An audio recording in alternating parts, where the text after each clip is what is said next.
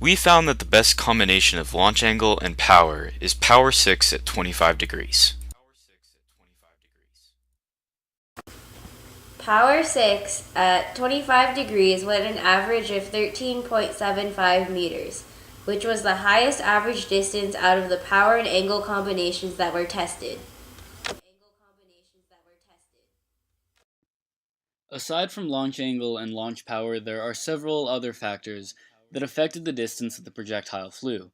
First and foremost, gravity caused the projectile to fall, regardless of launch angle or power. Additionally, wind played a major role in moving the projectile, especially at higher angles, when the horizontal velocity was lower and the projectile was above most of the students, who were able to provide some protection from the wind. The magnitude and direction of the wind acted as a vector force on the projectile and caused it to move in the direction that the wind was going. Since the projectile was small and very light, air resistance had a larger effect than if the projectile had been heavy. Additionally, air resistance increases with speed, so the higher the initial power of the launch, the more air resistance played a role. This also explains how the shape and weight of the straw affected the distance.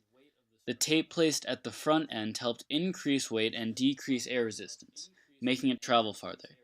The thin cylindrical shape of the straw caused it to have a small surface area, and air resistance acts more heavily upon objects with large surface areas. Height of release also played an important role, as higher launch angles also launched projectile straw higher off the ground. The 0-degree launch angle had the lowest height of release, and increasing the height of release improves the horizontal distance that objects can be projected because it increases the time spent in the air.